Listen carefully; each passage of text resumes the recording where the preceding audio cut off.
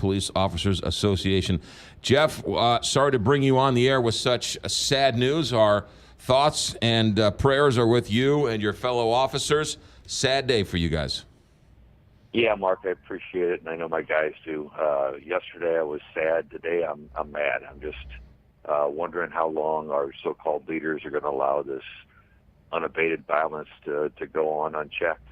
Do we know what happened? Because was it a simple robbery, or was it something worse? No, I think they were wanting to carjack. Ralph had a nice truck. These guys were driving around a stolen vehicle. I think it was probably a carjacking gone bad. But you know, just because you're retired doesn't mean you stop being a police officer. And Ralph was confronted by a dangerous armed criminal, and he sprung to action. And unfortunately, the outcome wasn't what you'd hope. We are seeing what appears to be a significant rise in carjacking. Is that what you're seeing? Yeah, absolutely. I mean, downtown used to be fairly crime-free, but now we're even seeing them downtown with some regularity. And and here this is the Tower Grove neighborhood, not where you'd normally expect this sort of thing, but that's what happens when you turn criminals loose, and when you got a prosecutor that spends all their time trying to mess with police officers instead of work with them to curb crime like this. Yeah. Is it? We're also seeing the carjacking suspects very young, 13, 14, 15 years old. That seems awfully young to be doing a crime like that. It is, but again, the message we're sending them is behave however you want, and there'll be no consequences.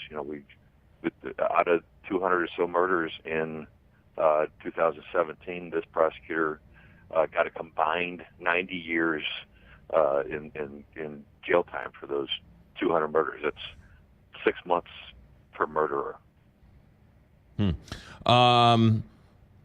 Sounds like if Ralph didn't get off around, the chances of catching the robber would have been pretty tough.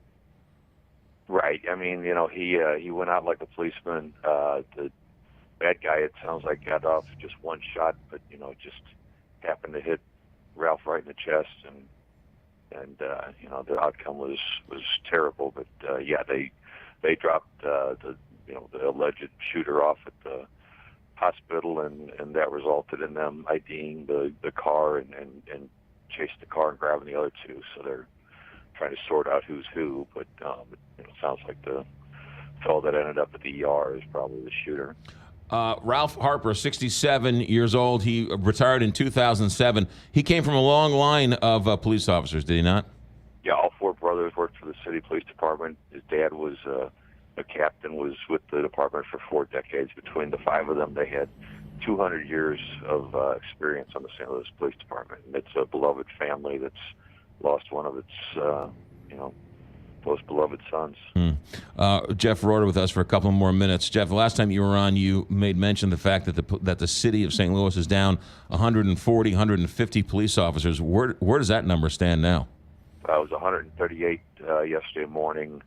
That's a number got a little better because I graduated police academy class, but we'd be back up to 150 in no time because the numbers keep moving the wrong direction. We're not paying these guys a competitive wage. We're not treating them right. We're not giving them a safe environment to work in, and as a result, we can't keep cops. And days like yesterday sure don't help.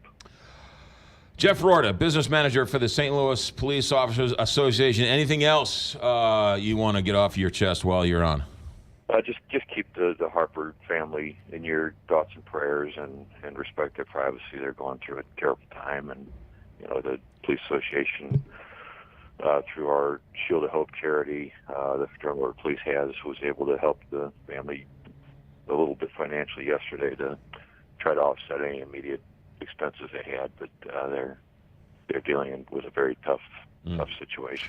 Also, Backstoppers is out there as well for those who want to give and show their respect of the police officers.